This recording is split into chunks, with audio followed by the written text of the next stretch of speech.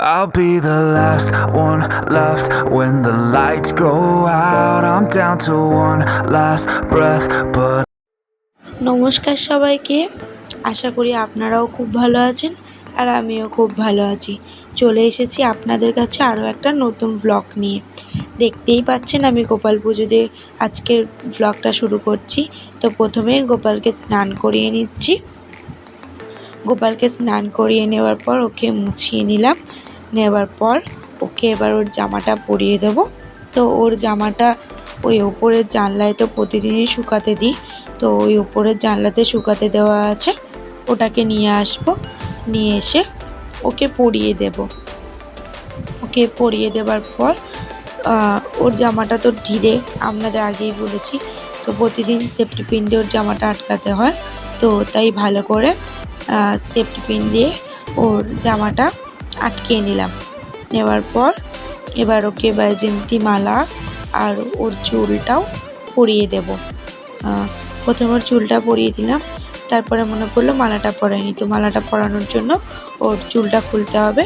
তো তারপরে চুল মুকুট পরিয়ে চন্দনের ফোঁটা লাগিয়ে ওকে বসিয়ে খেতে দিয়ে দিলাম। তারপরেই চলে এসেছি ঘরে। এসে বিছানার চাদরটাই আগেই তুলে নিলাম। আজকে বিছানার চাদর, বালিশের ওয়ার সব কিছু চেঞ্জ করব, কারণ অনেক দিনই হলো এগুলো পাতা আছে। তো তাই প্রথমেই এই বালিশের ওয়ারটা খুলে নিচ্ছি। আর এটা আমার লেপের তুলোর বালিশ, কারণ বিয়ের সময় তো হঠাৎ করেই আমার বিয়ে ঠিক হয়, তার মধ্যেই সব কিছু তৈরি করাতে হয়। তো তাই শিমুল তুলোর বালিশ আর তাড়াহুড়ো করে করা হয়নি। আর এটা কারোর মাথায় ছিল না, সবার শেষে মনে পড়েছে। তো তাই এটা আমার লেপের বালিশ দিয়ে তাড়াহুড়ো করে মা তৈরি করে দিয়েছে। তাই এটা অনেকটা বড় বালিশ, ছোট হয়ে গেছে। আর তুলোগুলো তো জড়িয়ে গেছে আমার কাছে, মানে আমি কোনো লাঠি খুঁজে পাইনি, তাই এই ঝাড়ুটার লাঠিটা দিয়েই তুলোগুলো ভেঙে নিয়ে আর বালিশের কভারটা সুন্দর করে পরিয়ে দিলাম। ফোনটা অন্যভাবে সেট করা ছিল, তো তাই ফোনটাকে আবার ভালো করে সেট করে নিলাম। নেওয়ার পরে এই বালিশটা তো আপনাদেরকে আগেই বলেছি, এই বালিশটা আপনাদের দাদাভাইরা, মানে দাদাভাই আর কি, দাদাভাই আর কি পায়ে দিয়ে শুয়ে, কারণ ওর কিছুদিন আগে ওর পায়ে একটু লেগেছিলো, তো তাই সেই থেকে ওর পায়ের নিচে একটা বালিশ লাগে। তো ও এই বালিশটা পায়ের নিচে দিয়ে ঘুমায়, তাই এই বালিশটার কোনো এক্সট্রা বালিশের কভার নেই। তো আমি অনেক দিন ধরেই ভাবছিলাম আমার ড্রেসিং টেবিলটা পরিষ্কার করব, তো তাই ড্রেসিং টেবিলটা ভালো করে পরিষ্কার করে নিচ্ছিলাম। আর আমার ড্রেসিং টেবিলে না প্রচণ্ড ধুলো জমে, প্রচণ্ড মানে প্রচণ্ড, যা মানে ভাবতে পারা যাবে না, এত পরিমাণ ধুলো জমে, এমনকি ওখানে ঝুল পর্যন্ত হয়ে গেছে এরকম। আর আমার তো সেরকম সাজগোজ নেই, আমি দিদিকে দেখাচ্ছিলাম যে দিদি, মা তোমরা দেখো, তোমরা বলো তো যে এত ধুলো কোথা থেকে আসে, দেখো এখানে ঝুল পর্যন্ত জমে গেছে, মানে এতটাই ধুলো। তারপর দিদি বসে পড়েছিল আমার কাছে, মা চলে যাচ্ছিলো। তারপর পরিষ্কার করা হয়ে গেছে। এরপরে এবার আমি কলিংটা এখানে তুলে রাখছি।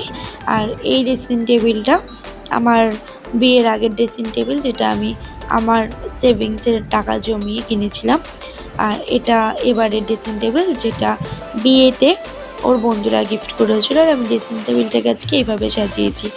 আর এই যেখানে সিঁদুর কৌটোটা দেখতে পাচ্ছ, এই সিঁদুর কৌটোটা আমার মা কিনেছিল, তো আমার মা কোনোদিন ইউজ করেনি, তো তাই বিয়ের আগে মা ওটা আমাকে দিয়ে দিয়েছিল যে তুই নিয়ে চলে যা, তুই পরবি। কিন্তু অনেক পুরনো জিনিস তো, অনেক বছর ধরে পড়েছিল, কোনো ইউজ করা হয়নি, তাই ওটা একটু ভেঙে গিয়েছে। তো তারপরে নিচের ড্রয়ারটাকেও ভালো করে পরিষ্কার করে নিয়েছিলাম। ওই চাবি, ঘড়ি, চিরুনি, যা যা টুকটাক জিনিস লাগে এখানে রেখেছিলাম। তারপর আর কোনো ক্লিপ নেওয়া হয়নি, একেবারে সন্ধেবেলা। আর আজকে আমাদের বাড়িতে হয়েছিল এগ বিরিয়ানি, আর এই ট্রিটটা দিয়েছিল আমার বর। তো তাই ওপর বিরিয়ানির জন্য চাল আর ওখানে ডিমের তরকারি বসিয়ে দিয়েছি। তো ভাতটাও হয়ে গেছে, ভাত হয়ে যাওয়ার পর ভাতটা ভালো করে ঠান্ডা করতে দিয়ে দিয়েছি। দেবার পরে যে পাত্রটা বিরিয়ানিটা বসাবো তাতে ঘি মাখিয়ে নিলাম। এবার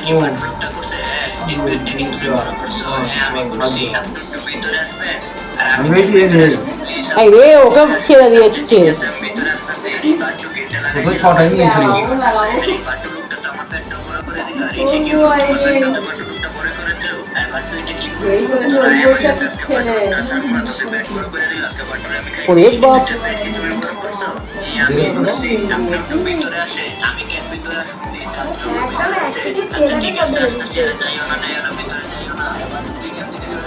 তোমার সত্যি কথা একদম এই এতটাই তুমি আমার একদম কাজ টক দই দিয়ে রান্না করে তোমরা করো, আমি আর করবো না। ওই টক দই দিলে তেল ছেড়ে যায়। তেলের নয়, জলটা বেশি হয়ে গেছে। টক দই দিলে তেল ছাড়ে অনেক। জলটা মেরে দিলেই তো হয়ে যাবে। না না দেখো, সত্যি কথা, এই টক দই দিলে যে ওই রান্নাতে যে তেলটা, সব তেলটা এখানে ছেড়ে দেয়। আজকে একটু মিস্টেক আমার হয়েছে, আমি তো বলছি, স্বীকার করছি। ডিমগুলোর কালারও হয়েছে, খালি শুধু তুমি কালার করেছো, আমি বলে দিলাম। ডিমগুলো বেশ লাল লাল হতো। ওটা আলু দেখো, খেতে দেখো। ঠিক আছে, দেখি।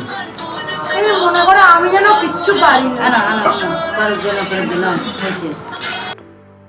তো যাই হোক, বেশ খানিকক্ষণ আমাদের একটু ঝগড়া চললো, কারণ এইরকম খুনসুটি তো আমাদের মধ্যে হতেই থাকে। তো যাই হোক, আমি বিরিয়ানি সেকেন্ড লেয়ারটা দিয়ে দিচ্ছি। হ্যাঁ, এটা সেকেন্ড লেয়ারই ছিল মনে হয়। হ্যাঁ সেকেন্ড লেয়ারই ছিল, কারণ তারপর কিছুটা ভাত থেকে যাবে। তো সেকেন্ড লেয়ারটা দিয়ে দিলাম। তারপর বেরেস্তা আর ওই যে দুধের মধ্যে গুলে যে কালারটা দেয়, সেই কালারটাও দিয়ে দিলাম। আর ডিম, আলু যতটা তুলে দেবার দিয়ে দিলাম। মা পাশে বসে দেখছিল, আর মা তো এসবের গন্ধ, মানে ওই গোলাপ জল, কেওড়া জলের গন্ধ একদমই সহ্য করতে পারে না। তো কিছুক্ষণ পরে দেখতে পাবে আমার মা নাকে চাপা দিয়ে দিয়েছে। আর তোমাদের দাদাভাই আমাকে একটু হেল্প করছিল। তো ও মশলা, একটু গোলাপ জল, কেওড়া জল এগুলোই আমাকে দিয়ে হেল্প করে দিচ্ছিল। ও আমাকে এরকম বিরিয়ানি করার সময় অনেক।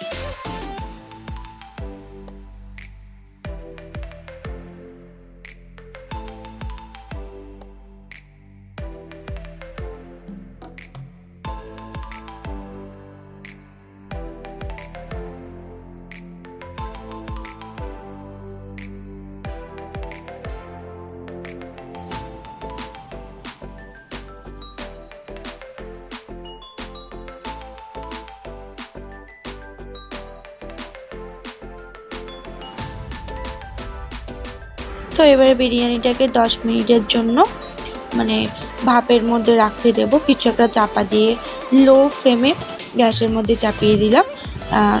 ওটা ঢাকাটা কি খাপ খাচ্ছিল না, কারণ এটাকে তো খুব চাপ করে ঢাকাটা দিতে হয়। তো তাই একটা বড় ডিশ নিয়ে আমি চাপাটা দিয়ে দিলাম। তো আমাদের বিরিয়ানি রেডি। যদি তোমাদের এই ভিডিওটা আর বিরিয়ানি রেসিপিটা ভালো লেগে থাকে, তাহলে অবশ্যই আমার চ্যানেলটাকে সাবস্ক্রাইব করে দিও। আর এরকম নতুন নতুন রান্নার ভিডিও দেখার জন্য অবশ্যই আমাকে কমেন্ট করো কে কী রান্না দেখতে চাও। তো আজকের ব্লগটা এটুকুই, টাটা, বাই।